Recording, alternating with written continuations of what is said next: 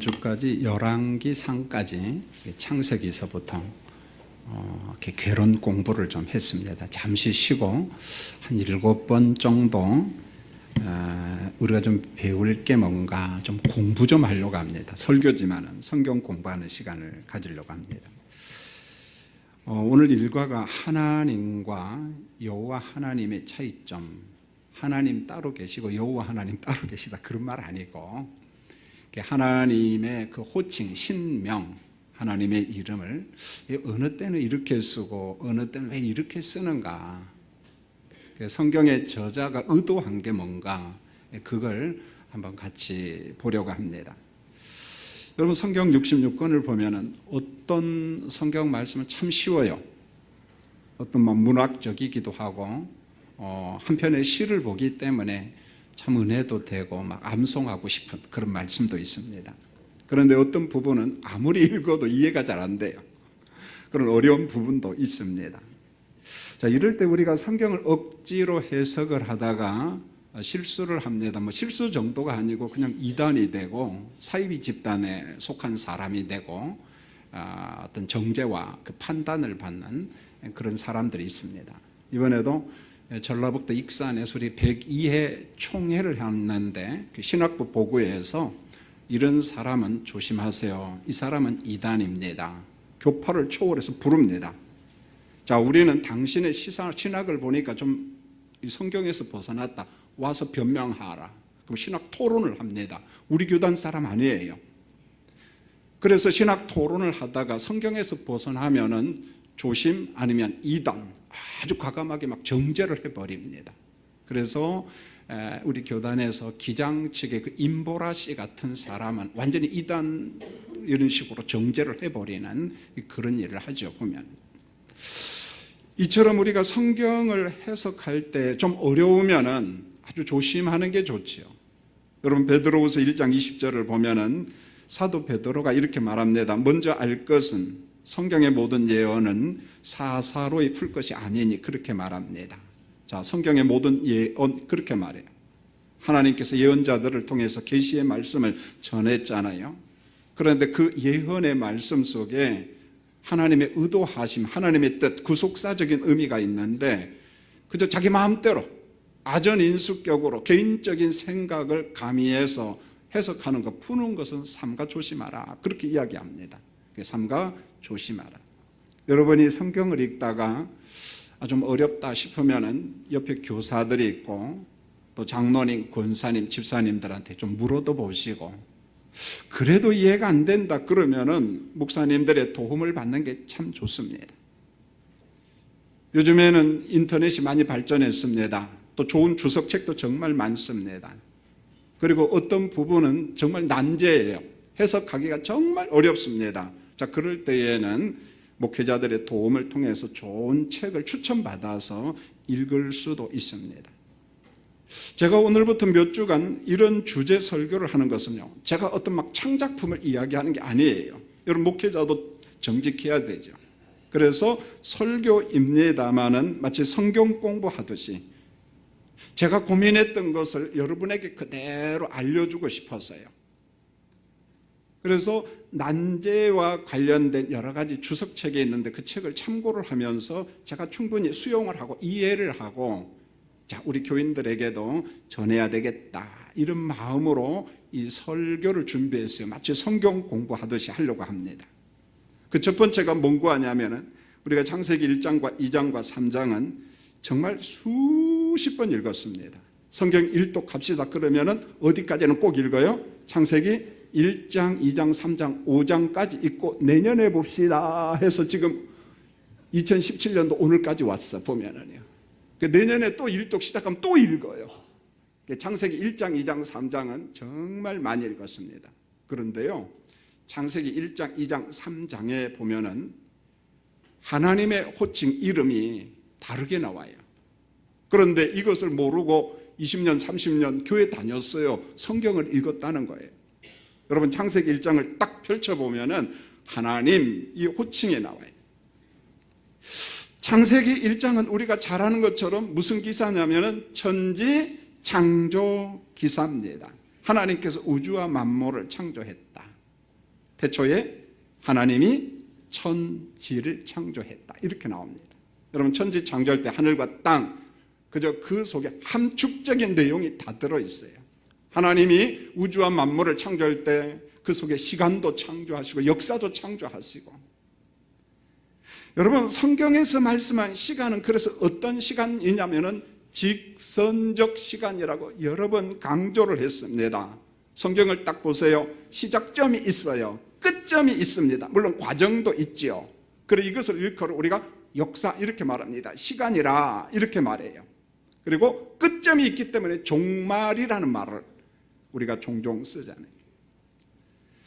여러분, 우리와 다른 종교의 어떤 사람들은 시간을 어떻게 보냐면 직선적으로 보는 것이 아니라 돌고 도는 시간이라고 봐. 윤회적 시간이라고 봅니다. 대표적인 종교가 힌두교와 힌두교에서 파생된 바로 불교죠, 보면은. 그래서 윤회한다 이렇게 말합니다. 윤회적 시간을 강조합니다. 그런데 성경은 돌고 도는 시간이 아니라 하나님께서 시간을 창조하고 역사를 창조했는데 시작점이 있고 과정이 있고 말세의 날들이 있고 종말의 끝점이 있어요. 그리고 예수님 재림하셔서 심판하시고 또 무슨 나라가 시작됩니까? 새 하늘과 새 땅이 시작이 되는 거예요, 보면. 여러분, 창세기 1장을 같이 한번 봅니다. 하나님이 천지를 창조했습니다. 창세기 1장 3절입니다. 하나님이 빛을 창조했어요. 창세기 1장 5절을 보세요. 하나님은 빛과 어둠을 구분했다고요. 어둠과 빛을 구분했습니다. 창세기 1장 6절을 보세요. 하나님이 무엇을 창조했어요? 궁창을 창조했습니다. 그런데 궁창도 둘로 구분했지요. 어떻게 해요? 아래에 물이 있고, 궁창 아래에 물이 있고, 어딜까요? 지구에 바다도 있고 중랑천도 있고 우이천도 있고 물이 있다는 거예요. 강물이 있고 시냇물이 있다는 거예요. 성경은 단순히 궁창 아래 물만 이야기한 것이 아니라 궁창 위에 물을 또 이야기합니다. 그러면 궁창 위에 물이 어딜까요? 쉽게 이야기하면 말 그대로 뭡니까? 대기권이에요. 구름이 있고 수증기가 있고. 자, 이렇게 창조 기사에 대해서 말씀을 합니다. 여러분, 창세기 1장을 보면은 하나님이 창조하신 창조물이 정말 다양합니다. 여러분, 대표적인 광명체가 뭐냐면 해와 별과 달이에요. 여러분, 과학자들의 이야기를 들어보세요. 아직까지 발견하지 못한 은하계가 무수히 많다는 거예요. 지금 우리가 발견한 은하계보다 더 많다는 것입니다. 여러분, 하나님이 창조한 우주가 얼마나 광활한가, 넓은가, 과학자들이 이야기를 합니다. 자, 그뿐만 아니라 생물들이 있어요. 하늘을 나는 새가 있습니다. 바다와 강과 냇가의 생물, 물고기가 있습니다. 저는 일주일에 한 4번 정도, 많으면 5번 정도 이렇게 중랑천을 석관동으로 시작해서 어느 때는 중화동으로 갔다가 이렇게 임은동으로 넘어옵니다. 성북구, 동대문구, 중랑구 다 돌아다니 보면은요, 짧은 시간에. 근데 중화동 쪽에 가면은 사람들이 나와가지고 중랑천에 물고기에게다 막 밥을 줍니다. 그러면은요, 잉어와 물고기들이 얼마나 많이 몰려오는지요, 어마어마하게 큽니다. 여러분, 중랑천에 있는 단순한 잉어 한 마리, 잉어 몇 마리, 여러분 그렇게 보지 말고 우리가 그 잉어를 보면서 누가 창조했다? 하나님이 중랑천의 잉어도 어떻게 했다? 창조했다. 진화론적 관점에서 보는 것이 아니라 하나님이 창조한 창조물이라는 것이죠. 여러분, 땅을 보세요. 이름도 알지 못하는 동물이 있고 가축이 있습니다. 곤충들이 참 많습니다. 여러분, 땅을 보세요. 씨 맺는 채소가 있고 열매 맺는 과일들이 있잖아요. 보면은요, 우리 교회 옆에 보면은 감나무에 뭐가 많이 열렸어요? 감이 열렸는데 얼마나 예쁜지 모릅니다. 드시고 싶은 사람은 언제든지 따가시기 바랍니다, 여러분. 네. 언제든지 상관없습니다. 누가 그러대요. 신방 가는데 어떤 학생이 저 충청북도 충주를 갔대요. 근데 충주는 가로수가 뭔 줄 아세요? 충주 사과입니다. 가로수가 충주 사과야. 너무 예쁘니까 사람이 한번 따고 싶은 마음이 있을까요? 없을까요? 있어요. 따가지고 무엇했어요? 벌금 냈어요. 그러니까 충주 가면 사과를 딴다 따지 말고 따면 안 돼요. 영 따고 싶으면 어디로 오세요? 석간중앙교회 가서 감을 따가시기 바랍니다. 이건 벌금 없으니까 감을 따가세요. 이 모든 창조물에 대한 하나님의 종합적인 평가는 한 문장이 아니 한 단어, 몇 단어입니다. 하나님 보시기에 매우 어떻게 해요? 좋았더라. 하나님 보시기에 매우 좋았더라. 하나님의 감탄사입니다. 하나님의 감정 표현이 너무너무 좋았더라. 자, 우리가 창세기 1장에 나름대로 결론을 맺을 수가 있는데 성경을 읽다가 하나님, 히브리어로 엘로힘 이렇게 나오면은 무엇과 관련된 호칭이냐면은 창조와 관련된 호칭이라는 거예요. 창조를 말씀할 때는 언제든지 하나님 이렇게 나와 엘로힘 이런 이름을 사용합니다. 자, 이런 뜻입니다. 우리가 믿는 하나님, 창세기 1장의 하나님은 온 우주를 창조했다. 만물을 창조했다. 창조한 것을 돌보시고 섭리하시는 하나님. 그런데 돌보시는 하나님을 우리가 보통 하나님 이렇게도 상관없어 엘로힘인데 엘로힘이라는 말을 우리말로 풀었으면 장엄하신 하나님 그런 말이에요. 장엄하신 하나님 그런 말입니다. 성도님들, 전 지리산 노구단을 시간 나면 가끔 갑니다. 자, 고향 갈 때 가는 길에 덕유산 향적봉을 올라갑니다. 그럼 자연 경관이 너무 아름답습니다. 자, 우리 성도님들이 설악산을 자주 가잖아요. 자, 우리 옆에 불암산도 있고 북한산도 있습니다. 혹시 여러분들이 미국 여행을 가면 그랜드 캐년이나 요세미티 같은 데를 한번 가보세요. 정말 장엄합니다. 어마어마한 자연이에요. 그 장엄한 자연을 보면서 우리는 어떤 마음을 가져야 되냐면, 야, 불암산은 산도 아니네, 그랜드 캐년에 비하니까 그렇게 보지 마시고 어떤 산, 어떤 자연을 보든지 우리가 그 앞에서 부를 노래는 하나밖에 없습니다. 참 아름다워라. 그 아름다운 자연을 누가 창조했다는 거예요? 장엄하신 하나님이 창조했다는 거예요. 하나님이 창조했다. 하나님이 이 아름다운 자연을 창조했다. 여러분, 우리가 성경을 읽을 때나 혹은 찬송할 때마다 하나님, 엘로힘, 자, 이런 호칭이 나오면은 어떤 믿음과 어떤 신앙, 어떤 마음을 가지고 그 호칭을 불러야 되냐면은 이런 겁니다. 내가 믿는 하나님은 장엄한 창조주 하나님이시다. 해와 별과 달을 창조했다. 은하계를 창조했다. 중량천의 잉어도 창조했다. 그 하나님이 내 인생의 누구다? 주인이다. 내 인생의 선한 목자다. 장엄하신 하나님은 저 멀리 계시는 분이 아니라 여전히 내 인생의 주인이고 내 인생의 선한 목자입니다. 이렇게 고백하고 그렇게 수용하고 그렇게 믿기를 소원합니다. 장엄하신 하나님. 그런데 여러분, 창세기 1장을 열심히 읽다가 이제 2장, 3장으로 딱 넘어가면은요, 하나님이라고 하는 이름 대신에, 호칭 대신에 어떤 호칭으로 딱 바뀌냐면 여호와 하나님 이렇게 이름을 쓰고 있어요. 호칭이 그렇게 나와요. 그죠? 생각 없이 읽었죠? 아마 많은 사람들이 그랬을 거예요. 여러분, 같은 창세기 말씀인데 왜 창세기 1장에는 하나님 이렇게 나오고 창세기 2장과 3장에는 여호와 하나님 이렇게 하나님의 이름을 쓰고 있을까? 어떤 이상한 사람들은, 그렇게 말하는 사람도 제가 들었어요. 창세기 1장에 하나님 다르고 창세기 2장과 3장에 하나님이 다르다라고 아주 이상한 소리 하는 사람도 들어본 적이 있습니다. 그건 이단이에요. 똑같은 하나님이에요. 삼위일체로서 하나님이십니다. 동일한 분입니다. 그러나 말씀을 기록한 하나님의 의도하심이 있어요. 창세기 1장의 하나님, 창세기 2장과 3장의 여호와 하나님, 하나님의 존재에 대해서 뭔가 좀 강조하고 싶은 게 있다는 거예요. 뭔가 좀 강조하고 싶은 게 있어서 이렇게 호칭을 다르게 사용하고 있다는 거예요. 여러분, 창세기 2장과 3장을 보면은요, 문장 속에 우리 눈에 쏙쏙 들어오는 단어가 있는데요, 자, 저랑 같이 공부합니다. 절대 이 시간에 졸면 안 돼요. 이 시험 문제 나와요. 11월 16일 무슨 시험 봐요? 수능 봅니다. 절대 나오지 않지만 그냥. 예. 여러분 보세요. 창세기 2장 7절을 한번 잘 보세요. 여호와 하나님이 아니라 그 앞에 뭐가 붙었어요? 야훼. 여호와 하나님이 땅의 흙으로 누구를 지으시고 사람을 지으시고 그랬죠. 창세기 2장 8절을 보면은 비슷합니다.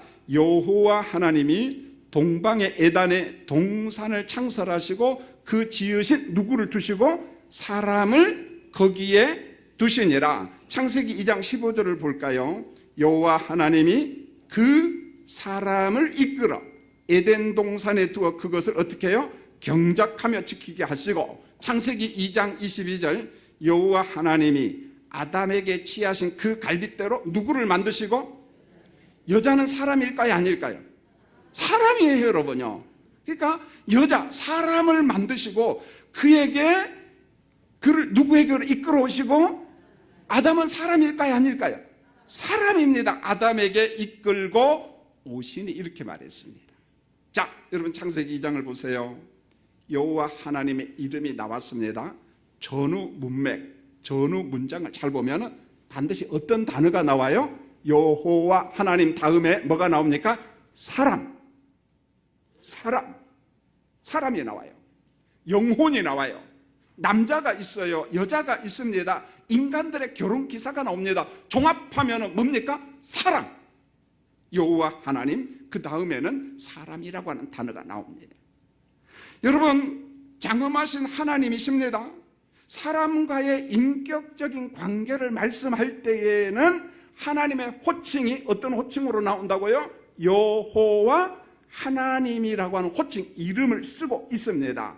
여호와 하나님은 자기 백성과 어떤 관계냐? 인격적인 관계를 맺고 계시는 친밀하신 하나님. 친밀성, 하나님의 친밀성을 강조할 때 언약의 하나님, 반드시 언약한 것을 지키시는 하나님, 내 백성에게 찾아오시는 하나님, 그럴 때에는 엘로힘 이렇게 쓰지 않고 야훼 엘로힘 이렇게 쓴다는 거예요. 여호와 하나님 이런 호칭을 씁니다. 여러분 정리합니다. 이제 여러분이 꼭 기억하시고 성경을 읽으면은 읽을 때 우리 감정, 느낌이 달라져요. 느낌이 전혀 달라집니다. 창세기 1장 하나님은 창조와 관련된 호칭입니다. 온 우주와 만물을 창조하신 누구? 하나님. 자, 한번 하겠습니다. 하나님. 그 다음에 뭐가 나온다? 창조물. 아시겠죠? 그런데 창세기 2장과 3장을 보면은 여호와 하나님 이렇게 나오고 반드시 그 뒤에는 뭐가 나온다고요? 사람. 이 말은 하나님과 사람의 어떤 친밀성을 강조하는 거예요. 하나님과 인간과의 친밀함을 관계. 그래서 아담이 잠을 잘 때 갈비뼈를 치어서 누구를 지어요? 하와를 지우고 그 다음에 그 하와와 아담이 무엇한 상태예요? 결혼한 상태. 자, 이럴 때는 어떤 호칭을 쓴다고요? 여호와 하나님. 여러분 창세기 3장 9절을 보면은요 정말 은혜로운 구절이 있고 오늘 예배 중에도 우리가 느꼈으면 합니다. 창세기 3장 9절을 보세요. 여호와 하나님이 아담을 불렀습니다. 아담아. 하나님은 에덴 동산에서 아담을 부르고 아담과 교제하기를 원했어요. 동행하기를 원했습니다. 여호와 하나님은 아담과 하와를 창조하고 나 몰라 이실론자들이 이야기한 것처럼 그렇게 말씀하시지 아니하고 아담과 대화하기를 원하고 아담과 함께 하기를 원하고 아담과 동행하기를 원하시는 하나님. 여러분 우리가 기도할 때 여호와 하나님을 부르면서 기도하시기 바랍니다. 그럴 때 우리 마음속으로 뭘 느껴야 되느냐? 여호와 하나님은 우리 아버지라는 거예요. 언제나 우리의 의견을 들어주시고 우리가 청혼할 때 귀담아 들으시고 응답하시는 아버지 하나님, 아버지 하나님. 성경에서 그래서 하나님을 읽고서 아바 이렇게 말해요. 아빠 이 말이에요. 아버지 하나님, 내게 친밀하신 하나님, 하나님의 인격성에 대해서 그렇게 말씀하고 있습니다. 여러분, 하나님과 여호와 하나님, 이걸 확연하게 구분한 곳이요, 성경의 시편 19편입니다. 여러분, 숙제를 내겠습니다. 다음 주에 오실 때 넉 장만 읽고 오시면 됩니다. 창세기 1장, 창세기 2장, 창세기 3장, 시편 19편. 그러면 다음 주 설교를 들을 때 굉장히 은혜가 될 거예요. 여러분, 시편 19편을 보면은 시편 19편 1절로 6절은 하나님의 창조와 관련된 구절입니다. 자, 저랑 같이 한번 봅니다. 시편 19편 1절에 보면은, 자, 스크린을 한번 잘 보세요. 하늘이 하나님의 영광을 선포하고 그랬어요. 하나님이 창조하신 하늘이 누구의 무엇을 선포한다가? 하나님, 그래서 엘로힘, 하나님의 영광을 선포하고. 시편 19편 4절도 한번 잘 보세요. 하나님이 해를, 태양을 위하여 하늘에 무엇을 베푸셨다? 장막을 베푸셨다. 하나님 딱 나오니까 그 다음에 단어가 뭐냐면 하나님의 창조물이 나오는데 그게 뭐? 태양이에요, 태양. 잘 보세요. 하늘과 태양이라는 단어가 있습니다. 이 단어 뒤에 혹은 앞에는요, 하나님의 호칭이 어떻게 나온다고요? 하나님 이렇게 나와요. 엘로힘. 하나님, 엘로힘 이름을 쓰고 있다는 거예요. 무슨 말입니까? 하나님은 창조주라는 거예요. 하나님은 우주와 만물을 창조하시고 돌보시고 섭리하시는 엘로힘, 장엄하신 하나님, 그런 말입니다. 그런데 성도님들, 시편 19편 7절로 14절로 딱 넘어가면은요, 하나님에 대한 호칭이 다르게 나와요. 여호와 하나님의 이름으로 바뀌어요. 여러분, 시편 19편 7절을 잘 보세요. 여호와의 율법, 그랬어요. 여호와의 율법. 그 다음 구절을 잘 보면은 영혼을 소성시킨다 그랬는데, 영혼은 짐승한테 있나요? 사람한테 있나요? 사람한테 있거든요. 사람의 영혼을 소성시키는 분은 누구다? 여호와 하나님이라는 거예요. 여호와 하나님이 누구와 관련되어 있어요? 사람. 자, 그 다음 문장을 또 보시면은 여호와의 증거. 여러분, 여호와의 증거가 있고 그 다음을 보면은 이런 말이 나와요. 우둔한 자를 지혜롭게 하고. 누가 우둔해요? 사람이 우둔하거든요. 우둔한 사람을 누가? 여호와 하나님께서 어떻게 하신다고요? 지혜롭게 하신다. 사람을 지혜롭게 하시는 분이 누구라고 오늘 성경 말씀에 나와요? 여호와 하나님이 사람을 지혜롭게 한다. 성도님들, 11월 15일 오이코스 전체 출석주일, 지금까지는 불안과 염려 가운데 야, 이 날이 빨리 지나가라 그랬는데 이제는 전혀 걱정하지 마세요. 왜냐하면 여러분 걱정과 누가 함께 하시냐면은 여호와 하나님이 함께 하셔요. 이렇게 기도하시기 바랍니다. 그리고 믿으셔야 돼요. 수용하세요. 여호와 하나님, 제가 11월 5일 날 누구 인도하기로 했어요. 그가 단순히 교회 오는 정도가 아니라 여호와 하나님의 은혜로 그를 거듭나게 하시고 하나님의 백성으로 인쳐주세요. 물론 여호와 하나님의 사역을 성령 하나님이 하십니다. 그렇지만 우리가 이렇게 기도하면 돼요. 여호와 하나님, 내가 누구를 인도합니다. 그의 영혼을 새롭게 해주세요. 그렇게 기도하시기를 원합니다. 여호와 하나님. 여러분, 시험철이잖아요. 요즘에 시험 보러 가는 여러분의 자녀들, 손자, 손녀들이 시간 약속을 하고 저에게 찾아옵니다. 목사님 기도해 주세요. 열심히 기도를 합니다. 그런데 오늘 19편 7절에서 뭐라고 이야기하냐면 여호와의 증거가, 그 다음에 보니까 우둔한 자를 지혜롭게 한다, 미련한 사람을 지혜롭게 한다. 자, 이렇게 말씀하고 있어요. 그렇다면은 우리 성도님들 기도할 때 이렇게 기도하셔요.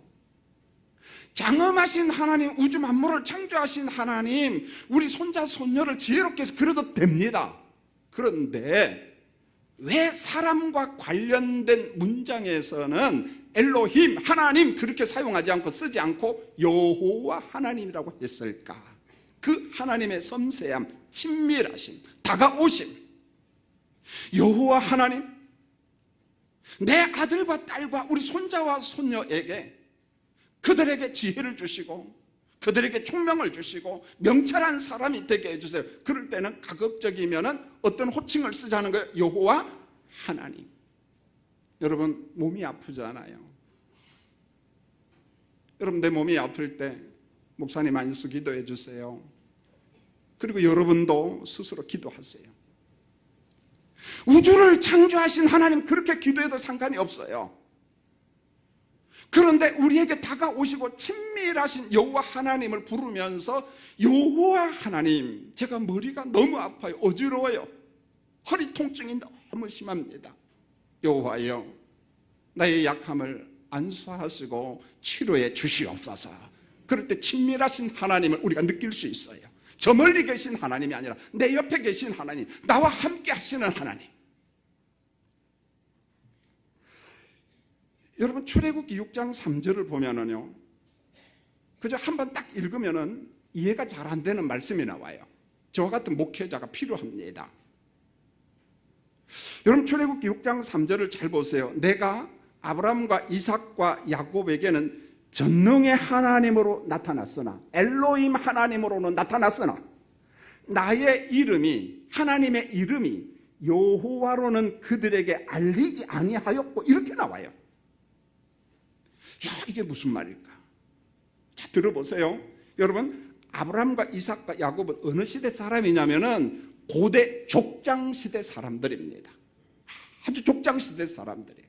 여러분 욥도 족장시대 사람입니다. 그런데 족장시대에 우리 하나님께서 어떻게 나타났느냐? 전능의 하나님으로 나타났다는 거예요. 전능의 하나님으로 알려졌다는 거예요. 누구에게? 아브라함에게, 이삭과 야곱에게, 족장들에게.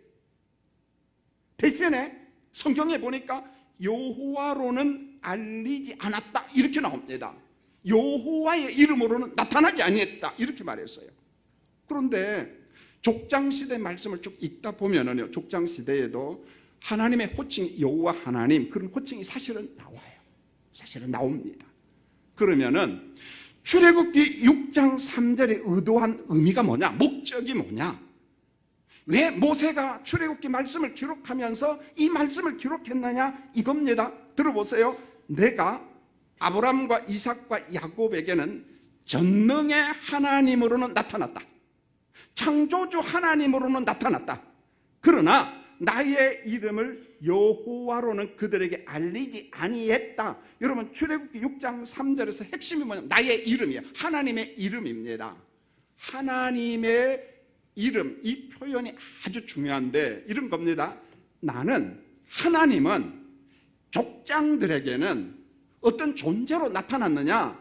창조주 하나님, 우주의 통치자 하나님, 장엄하신 하나님, 홍수 심판을 하신 하나님, 출애굽을 시키시는 하나님, 아주 장엄하신 하나님으로 알려졌다, 나타났다. 그러나 여호와의 이름, 친밀하게 대화하시는 이름, 그 여호와 하나님으로는 알려지지 않았다. 바로 그런 말입니다. 한 번 더 정리하면 족장시대 사람들은 하나님을 이해할 때 우선 들어온 게 뭐냐면은 창세기 1장입니다. 하나님은 누구시냐? 우주 만물을 창조하신 하나님이다. 하나님은 누구시냐? 홍수로 세계를 심판하신 하나님, 그 장엄하신 하나님. 족장시대 때는 그렇게 나타났다는 거예요. 그래서 초기 족장시대 때는 장엄하신 하나님 앞에 신앙 고백을 하고 믿음 생활을 하면서 하나님 앞에 존귀하게 쓰임 받았지만은 오늘 출애굽기 6장 3절에서 모세가 강조하고자 하는 뭐냐면 아주 아기자기하고 세밀하게 우리의 작은 것까지라도 만져주시고 치료하시는 하나님이시지만은 족장시대 사람들은 그렇게 이해를 잘 안 했다는 거예요. 족장시대 때는 하나님 하면은 창조주 하나님으로만 이해했다는 거예요. 여러분 세밀하신 하나님, 우리의 작은 것까지라도 돌아보시는 아기자기하신 하나님 설명은 사실 신약 성경에 정말 많이 나옵니다. 왜 그러냐면 그리스도께서 성육신하시고 그리스도의 공생의 사역을 보면은 환자를 고치고 귀신을 쫓아내고, 자, 그럴 때마다 제자들과 함께 하면서 정말 섬세하시고 세밀하신 하나님, 그렇게 나와요. 심지어 어느 때는 제자들이 예수님 오늘 낮에 설교한 게 무슨 말인지 잘 모르겠어요. 그러면 예수님께서요, 과외 공부를 해요. 자, 이리 와라, 이리 와라. 오늘 낮에 내가 이 설교했는데 왜 그거 몰랐냐? 이것은 이런 뜻이야. 이게 하나님의 모습이에요. 여호와의 모습입니다. 물론 구약에도 여호와 하나님 세밀한 모습이 나와요. 대표적인 게 오늘 교동문에 나오는 시편 23편인데, 자, 여러분 한번 보세요. 여호와는 나의 뭡니까? 여호와는 나의 목자시니 내가 그 목자 앞에서 뭐가 없다? 부족함이 없다. 여러분 믿습니까? 여호와는 나의 목자인데 그 목자 여호와 앞에서는 내가 뭐가 없다? 부족함이 없다. 여러분 이론적으로만 알지 마시고 이것이 우리의 고백이 되고 이런 경험이 있기를 원합니다. 하나님을 이렇게 경험하셔야 돼요. 무슨 말입니까? 여호와 하나님은 자기 양들 선민을 돌보시는 선한 목자 그림으로서 오늘 우리에게 말씀하고 있습니다. 여호와 하나님은 우주 만물을 창조하신 장엄하신 하나님이시지만은 시편 기자는 그렇게 말하지 아니하고 작은 것까지라도 돌보시는, 양의 꿀을 먹이시는 누구요? 나의 여호와 하나님. 부족함이 없고 내 삶을, 내 인생을 책임지시는, 돌보시는 하나님. 이 그림이 탕자 비유에 나와요. 여러분 탕자 이야기 잘 알잖아요. 탕자가 아버지 재산을 가지고 다 썼어요. 방탕하게 삽니다. 기근이 와요. 먹을 게 다 떨어졌습니다. 쥐엄 열매를 먹어요. 돼지하고 같이 삽니다. 이때 이 탕자가 누구를 생각해요? 아버지를 생각합니다. 그 아버지는 저 멀리 계시는 초월적 존재로서 하나님이 아니라 초월에 계시지만은 우리에게 다가오시는 친밀하신 아버지, 그 아버지가 아들을 기다려요.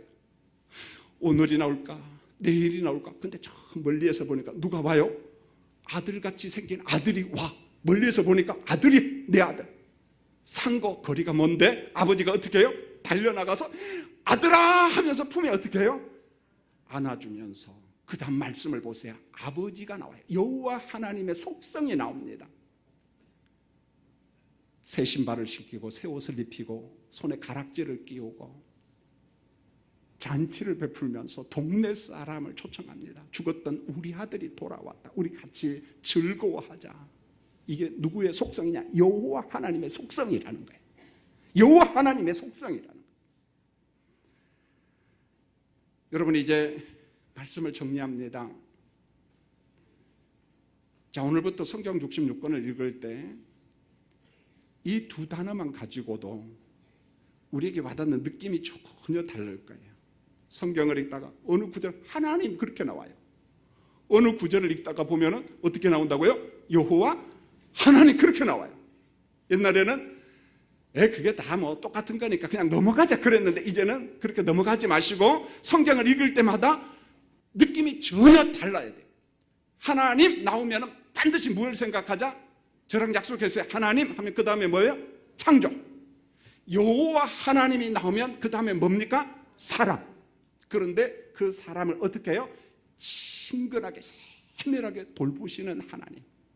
그래서 우리의 작은 아픔이라도, 우리의 작은 탄식 속에, 우리의 작은 소원 속에 나 몰라 하시는 하나님이 아니라 가까이 다가오셔서 응답해 주시는 하나님, 그 하나님 여호와가 말씀합니다.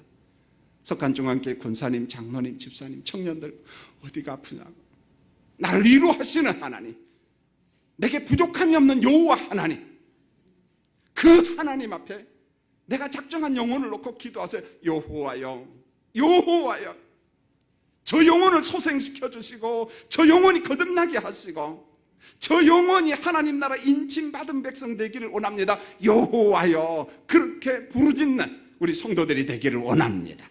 기도하겠습니다. 하나님, 믿음의 연수가 참 좋지요. 교회 연수 자랑스럽지요. 이제는 믿음의 연수만큼이나 성경의 말씀을 깊이 알아가는, 그래서 그 말씀 속에서 기뻐하고 말씀에 붙잡혀 살아가는, 말씀을 주야로 묵상하는 우리 석관중앙교회 성도님들 되도록 도와주시옵소서. 혹시 새 가족이 있습니까? 성령이여 간청합니다. 보혜사 성령께서 그분에게 깨닫게 하시고 영적인 감각기관을 전부 다 열어서 설교 말씀이 그의 심령 속에 들어오도록 은혜 내려 주시옵소서. 예수님의 이름으로 기도합니다. 아멘.